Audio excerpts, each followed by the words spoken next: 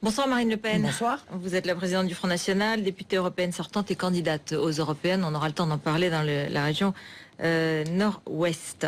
On commence par l'actualité, bien sûr, et Le Point qui affirme que Jean-François Copé aurait accepté des surfacturations dans l'organisation de la campagne de Nicolas Sarkozy par une société de communication fondée par ses proches, favoritisme. Jean-François Copé dénonce un coup monté, il porte plainte. Comment vous réagissez? Est-ce que vous croyez Le Point ou vous croyez Jean-François Copé? Non mais moi, permettez-moi de ne pas avoir d'avis sur ce sujet. Je pense que c'est à la justice, puisque M. Copé l'a saisi, de régler le problème. Ce que je vois surtout, c'est que c'est un énième épisode de la guerre interne à l'UMP. Parce que c'est ça la réalité. C'est que probablement la guerre Copé-Fillon continue les remous, ce qui démontre somme toute qu'ils ne font que cela, en fait, en coulisses. Se bagarrer entre eux au moment où on a appris que il y avait 23 000 chômeurs supplémentaires, toutes catégories confondues, ce mois-ci, une fois de plus. Alors François Fillon n'a pas voulu se prononcer, il a dit que c'était pas un sujet. Alain Juppé a dit il fera valoir sa cause. Mais vous voyez, je pense que ce parti est pourri de l'intérieur. Je veux dire, je l'ai dit, j'avais dit, je pense que l'UMP a la mérule. Et quand une maison a la mérule, il n'y a rien à faire. On ne peut pas la sauver. Voilà, il n'y a aucun traitement. Je pense que ce mouvement est terminé et qu'il ne représente plus d'espoir parce qu'il est devenu une sorte de ring dans lequel les dirigeants ne cessent de se taper dessus en vue des élections futures. C'est catastrophique parce que je pense qu'il y a beaucoup... C'est une nouvelle pour vous alors? Non mais c'est catastrophique parce que je pense qu'il y a beaucoup d'électeurs et beaucoup d'adhérents qui se sont laissés prendre à ce mouvement, qui ont peut-être eu des espérances envers ce mouvement et qui s'aperçoivent que non seulement ils passent leur vie à se bagarrer, mais que de surcroît, ils n'apportent pas une seule proposition qui soit différente de celle du Parti Socialiste. Voilà, donc... Alors rien n'est prouvé, c'est une enquête du Point et Jean-François Copé porte plainte, donc on n'a pas de faits non, mais je vous établis. dis, c'est un épisode, c'est le énième épisode de la guerre des chefs au sein de cette structure. Mais ça démontre aussi que si on fait la guerre, c'est qu'on n'a rien d'autre à faire. Et que donc on est plus attaché à essayer de flinguer le voisin plutôt que de répondre à ces 23 000 chômeurs qui sont venus grossir les rangs à Pôle emploi ce mois-ci. Voilà. Vous comptez profiter de ce nouvel épisode électoralement, vous pensez que vous en profiterez? Mais j'ai pas à profiter de quoi que ce soit. Je veux dire, je trouve que c'est un cirque inouï, insupportable, inadmissible. L'affaire Valls-Guasguen, ces affaires-là. Et pendant ce temps-là, on ne parle pas du marché transatlantique, alors qu'il avance à grands pas, alors que Madame Elkrief, on ne sait même pas ce qu'il y a dedans. L'accord de libre-échange avec le Canada... Vous savez, vous l'avez vu cet accord de libre-échange? Personne ne l'a vu. Il n'a même pas été publié. Nous sommes soumis à des accords de libre-écge dont on ne connaît même pas les contenus. Sujet, on va en parler. Hier, l'UMP et le PS ont voté main dans la main la libéralisation du rail, ce qui va entraîner une privatisation, ce qui va entraîner une augmentation des prix, ce qui va entraîner votre campagne européenne une baisse a commencé, de pouvoir d'achat. Non mais juste un mot sur l'actualité. Il y a une chose importante et puis il y a ce qui intéresse les politiques entre eux et je crois que ce qui intéresse les politiques entre eux n'est pas ce qui intéresse les Français. Les intermittents, c'est aujourd'hui, c'est le chômage. Le MEDEF voudrait supprimer le régime des intermittents. Quelle solution vous proposez? Moi, je pense il est trop coûteux, il faut le supprimer. Non, mais moi, je pense surtout qu'il faut lutter contre la fraude. Or, elle existe, mais elle existe là, elle existe ailleurs. Bon, et c'est vrai que on sait qu'il y a un certain nombre de sociétés de production qui ont un peu tendance à se servir de ce système, qui était un système au départ fait pour préserver effectivement des gens qui, par définition, ne peuvent pas travailler compte tenu de leur situation toute l'année, et qui se servent de ce système de chômage qui, c'est vrai, est très généreux pour éviter d'avoir à payer ce qu'ils ont à payer. Alors il faut lutter contre la fraude, il faut ne pas avoir de hier, il faut ne pas avoir de complaisance, car encore une fois, la fraude, si elle existe, eh bien elle doit être combattue, c'est l'argent du contribuable. Et pas supprimer le régime. Non, je ne crois pas qu'il faille supprimer le régime. Si on supprime le régime, on supprime ceux qui, évidemment, font des tournées de théâtre. Mais la tournée de théâtre, elle ne dure pas 365 jours sur 365. Donc vous comprenez la spécificité de ce régime. Tout à fait, je le comprends. Mais encore une fois, je ne veux pas qu'il serve d'appui à des sociétés de production qui se font un argent fou en se servant, en quelque sorte, de ce régime. Juste un petit mot, parce que vous parliez de fraude, etc. J'ai lu aujourd'hui que l'ex-trésorier de votre micro-parti, Jeanne, Olivier Duguay, a été condamné à 6 mois de prison avec sursis pour escroquerie au préjudice de Pôle emploi. Non mais ça n'a rien à voir. Excusez-moi. Mais c'est juste que... C'est un comptable qui a été mis en cause dans une affaire. Le jour où il a été mis en cause dans cette affaire, les dirigeants du parti Jeanne l'ont écarté. Et 3 mois plus tard, il a été condamné pour un fait qui n'a strictement rien à voir avec son activité. Bon. Ce que j'ai vu aujourd'hui. Oui, non, mais je me doute que je vois qu'il y a des sujets, encore une fois, qui sont très importants. Quand même, quand on dénonce la fraude sociale, c'était il y a... En juin 2012. Voilà, c'est ça. Absolument. Oui, mais ça change rien. C'est une condamnation pour fraude. Non, ça change tout. Les sondages, les municipales.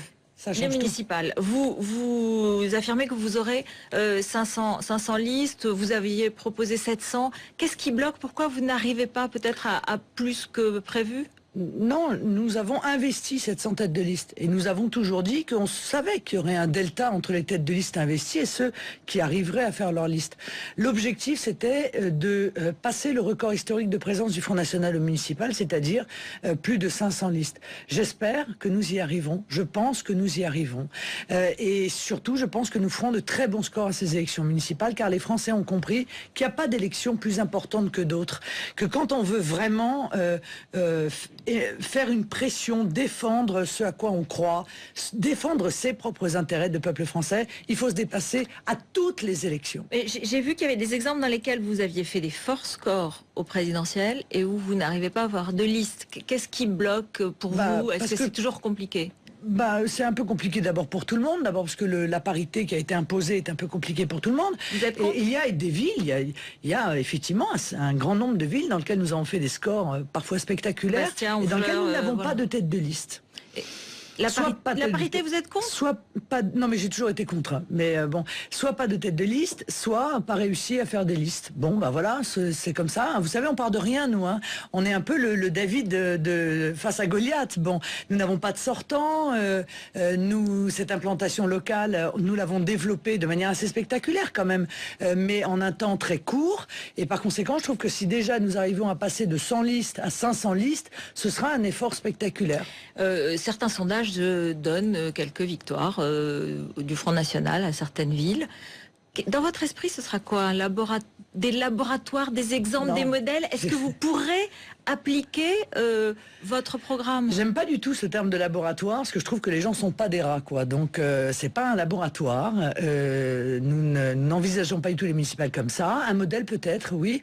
Un modèle, mais surtout la possibilité de pouvoir apporter la preuve aux Français que nous allons respecter nos promesses, que nous allons baisser des impôts, que nous allons rétablir la sécurité, que nous allons gérer ces villes en bons pères de famille, que nous allons être éminemment respectueux de l'argent public, surtout en situation de crise. Avoir des résultats sur le chômage aussi?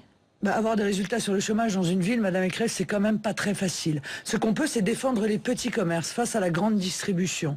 Parce qu'il est vrai qu'il y a un certain nombre d'endroits dans lesquels les politiques, UMP et PS d'ailleurs, ont laissé se développer la grande distribution dans des proportions inouïes par rapport au nombre d'habitants et sans préserver le commerce de proximité, alors que normalement la loi les y obligeait. Voilà parmi les mesures que vous prendrez.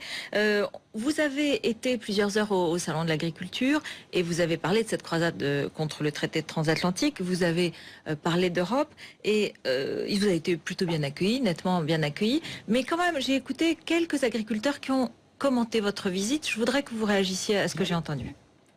Elle a certaines idées de bonnes, après il y a certaines idées où on n'est pas d'accord, mais bon. Par exemple, vous pensez à quoi? L'Europe, je pense que les agriculteurs ont besoin de l'Europe, parce que la PAC, c'est quand même l'Europe. Donc il y a quand même eu beaucoup d'aide. Donc ça, c'est quelque chose qui vous empêcherait de voter pour elle? Oui, c'est quand même un frein. C'est quand même un frein. Les agriculteurs, je sais pas, sans l'Europe, s'ils peuvent vivre. Ça vous paraît un petit peu dangereux? Oui, très dangereux. Voilà, ils vous accueillent bien, vous, personnellement, mais vos idées les inquiètent. Non, c'est faux, ce ne sont pas nos idées. C'est la caricature qu'on leur a donnée de nos idées. Car on leur a fait croire que nous étions pour supprimer les subventions de la PAC. Or, ça n'est pas notre programme. Nous disons à ces agriculteurs, l'argent qui vous est versé par l'Union européenne, c'est le vôtre, c'est notre argent. Donc au lieu de le faire transiter par les technocrates qui vont aider, comme ils le font toujours, les plus gros au détriment des petits, autant que ces subventions vous soient accordées directement, elles pourraient d'ailleurs être supplémentaires, puisque au passage, on laisse 7 milliards d'euros en pure perte à l'Union européenne. Donc subventionner l'agriculture française, bien sûr, mais encore une fois, d'une meilleure façon, avec des subventions qui seraient du coup plus importantes et sans passer par les technocrates de Bruxelles. Donc c'est la nationalisation en quelque sorte de la politique agricole. Je disais cela parce qu'il y a une étude qui date de février, TNS Sofres, Le Monde et d'autres médias, qui établissent qu'il y a, d'une certaine façon, vous avez réussi la dédiabolisation personnelle, c'est-à-dire une sorte de normalisation de votre personnalité. Il y a des chiffres qui le montrent. En revanche, que sur deux éléments de votre programme, l'euro, la sortie de l'euro et la priorité nationale, eh bien, une majorité de Français le rejettent encore. À partir de là, j'ai envie de vous demander, est-ce que, quand vous dites dans les 10 prochaines années, je serai au pouvoir d'une façon ou d'une autre, est-ce que vous allez... Non, pas j'ai jamais dit d'une façon ou d'une autre. Hein. Il n'y a qu'une seule façon d'arriver au pouvoir, ce sont les urnes. Hein. Ah, oui, non, bien sûr, par les urnes. Mais je veux dire, avec le Front National, avec ses idées ou avec des alliances, avec une autre manière de faire de la politique, avec peut-être un renoncement comme John Franco Fini à l'époque en Italie, qui a changé de politique. Ah bah ça, c'est le moins qu'on puisse dire. Lui, il est carrément passé à la gauche du PS. Donc, mais ça, c'est sûrement pas ce que je ferais. Mais vous voyez, par exemple, prenons la priorité nationale, c'est intéressant parce que la question qui a été posée a été mal posée. Et encore une fois, elle n'est pas notre programme. Quand on dit, êtes-vous d'accord pour que, à compétence égale, un Français ait un accès privilégié à l'emploi par rapport à un immigré? C'est pas la bonne question. C'est par rapport à un étranger qu'il faut poser la question. Parce qu'il y a des Français issus de l'immigration. Ils sont inclus dans les immigrés. Et là, je comprends que les Français ne veuillent pas faire une différence entre les Français d'origine française et les Français d'origine immigrée. En revanche, que dans un pays, on dise, ben, écoutez, c'est d'abord nos compatriotes qui ont accès à l'emploi avant les étrangers qui arrivent, ça, je pense qu'il y a beaucoup de Français qui, si on leur expliquait comme ça, seraient parfaitement d'accord. C'est d'ailleurs ce que vient de décider, au passage, la Suisse. Parce que le référendum suisse portait sur la maîtrise des frontières, mais aussi sur la priorité nationale. Et effectivement, et sur les autres Européens. Une réaction sur la décision de ce soir de la Fédération anglaise de football. Nicolas Anelka, suspendu pour 5 matchs. Ah, écoutez, franchement, ça m'intéresse absolument pas. Ni Anelka, ni le foot d'ailleurs, au passage. J'y comprends rien. Mais la quenelle, vous savez ce que c'est. Oui, non mais d'accord, mais bon, bah, très bien, il a été sanctionné, Enfin, je veux dire, il y a vraiment d'autres sujets, Madame Crève, je vous en supplie, qui sont beaucoup plus importants que ça. Ça, je veux vous dire, 99,9% des Français s'en fichent, mais comme de leur première chemise. Voilà. Oui, mais Anelka, ils y tiennent, ils le connaissent. Oui, mais ils le connaissent très bien, mais je pense que, honnêtement, dans leur préoccupation, la suspension de M. Anelka, ça arrive en peut-être 2500e position, quoi. Voilà. Moi, je voulais vous reparler aussi de Dieudonné, puisque vous avez pris vos distances, vous avez réprouvé ces mots sur Patrick Cohen, mais ni vous ni Florian Philippot, vous n'avez condamné clairement, très clairement, la quenelle, toutes ces déclarations. Est-ce que c'est par fidélité à votre père, ou alors est-ce que vous vous dites, les électeurs qui sont... Enfin, les gens qui soutiennent Dieudonné peuvent être aussi mes électeurs. Mais non, mais pas du tout. Mais moi, je réfléchis pas comme ça. Je veux dire, je me suis positionnée parce que je suis une responsable politique sur la manière dont s'est déroulé le combat d'un homme contre un autre. Car manifestement, il y avait un combat personnel de M. Valls contre M. Dieudonné. Moi, je me suis positionnée sur l'utilisation des moyens de l'État dans cette guerre d'un homme contre un autre. Et j'ai dit, je pense que l'on commet une erreur. Je pense que la décision du Conseil d'État visant à interdire a priori un spectacle est une erreur en droit, que ça remet en cause l'organisation, l'équilibre de nos droits, de nos grandes libertés publiques, tout ça pour... Oui, mais est-ce que vous dites aussi que... combattre un homme et en réalité pour lui faire une publicité qui a été absolument inouïe. Est-ce que vous n'êtes pas dit aussi que tous les gens qui ont de la sympathie pour Dieudonné peuvent être vos électeurs, sincèrement? Non, je ne me suis pas dit ça, madame. Excusez-moi, je ne me suis pas dit ça, d'autant que... Est-ce que vous, du coup, vous condamnez clairement Dieudonné en disant qu'il a des d'autant que manifestement la guerre de M. Valls à l'égard de M. Dieudonné a plus créé des difficultés électorales pour le PS que pour le Front National, semble-t-il. Puisque j'ai cru lire des analyses indiquant que tous ces Français issus de l'immigration, qui étaient des adeptes de M. Dieudonné, envisageaient non seulement de ne plus jamais voter socialiste, mais de rester à la maison pour ceux qui l'avaient fait. Bon, donc c'est au Parti socialiste qu'il faut poser la question, c'est pas à moi. Est-ce que vous espérez qu'ils voteront pour vous? Mais non, je ne cherche pas à faire, encore une fois, à transformer des électeurs sur des sujets tels que ceux-là. Je leur propose une grande vision pour notre pays. Je leur propose une rupture radicale avec la politique et avec le modèle économique qui est mené dans notre pays. Je leur propose la défense de nos valeurs traditionnelles qui sont mis à bas. C'est incontestable. C'est sur ces sujets-là que je veux les convaincre, pas sur des sujets tels que ceux-là. Juste pour conclure là-dessus, parce que certains vous reprochent de ne pas avoir rompu avec certains, alors qu'aujourd'hui, vous avez dénoncé une liste à Vénissieux que vous trouvez parasitaire, c'est une liste d'ultra-droite, de Gabriac et Benedetti, et qui ont des déclarations notamment antisémites. Est-ce que vous allez rompre avec Frédéric Chatillon, qui est présenté... Frédéric Chatillon. Moi, c'est la première fois que je vous en parle. Non, mais il est présenté... qui est présenté... par un auteur qui n'a pas été, qui est allé en justice et qui a eu satisfaction. Non. Il est allé en référé. Cette affaire se jugera au fond. Monsieur Aziza est monomaniaque. Il voit des nazis partout. Voilà. Frédéric Chatillon n'est pas un nazi. Je n'ai pas de nazis autour de moi. Croyez-moi que Monsieur Aziza se rassure sur ce sujet. Mais il y a des gens comme ça dont le fond de commerce, c'est de voir des fascistes et des nazis partout. Voilà. Il n'y a pas de risque. Il n'y a pas de risque nazi, Madame Écrief. Il n'y a pas de risque nazi en France. Il n'y a pas de risque fasciste. Et je vous renvoie à une grande déclaration de Monsieur Jospin, passée à mon sens trop inaperçue, qui a dit « Personne n'a jamais cru à un risque fasciste en France. Tout ça, ce sont des considérations purement électoralistes. » Mais pourquoi vous prenez pas vos distances clairement, justement? Mais j'ai pas. Mais sur ordre de qui, Madame Écrief? Frédéric Chatillon est un de mes amis et c'est au passage un très bon fournisseur, compétent. Sur quelle base? Parce que Monsieur Aziza n'aime pas Monsieur Chatillon, je devrais ne plus avoir de relation avec Frédéric Chatillon. Oh, la même chose probablement qu'avec Monsieur Guasguen, qu'à Monsieur Devedjian. Certains ont regretté, d'avoir été dans un syndicat d'ultra-droite quand il avait 20 ans. Des déclarations et de photos de lui avec Robert Faurisson, etc. Le négationniste je vais vous dire. Existent, elles datent de 2009, elles sont là. Je vais vous dire, Madame Écrief. Et donc vous dites c'est un ami. Je vais vous dire, Madame Écrief, si on devait enlever de la politique tous ceux qui ont eu dans leur jeunesse, à 20 ans, des engagements à l'extrême droite ou à l'extrême gauche, il n'y aurait plus grand monde à l'Assemblée nationale. Il y en a qui regrettent, en tout cas qui le disent, d'autres le disent pas. Juste un mot, un remaniement, ça serait bien bientôt Ça ne sert strictement à rien, à mon avis, à rien.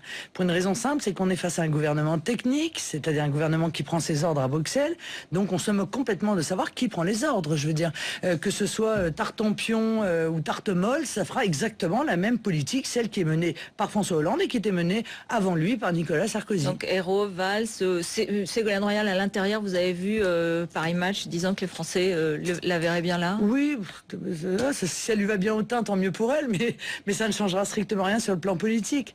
Voilà, vous voyez bien Monsieur Montebourg, il s'agite, il menace de gifler la terre entière, de mettre des coups de pied aux fesses de tout le monde, etc. Mais tout ça, c'est quand même que du cinéma, ce sont des effets de manche, ce sont des effets d'audience. Mais dans les faits, il n'y a pas plus de Made in France que de beurre en broche, il n'y a pas plus de protectionnisme que de beurre en broche, et l'euro n'a pas bougé d'un centime, il va peut-être continuer à augmenter. Merci Marine Le Pen. Merci d'être venue sur le plateau de BFM TV. Tout de suite, c'est Rachid Embarki, bien sûr, et les coulisses de la semaine politique. Anna Cavana, David Revaud-Dallon. À tout de suite. Retrouvez l'appli BFM TV sur votre smartphone.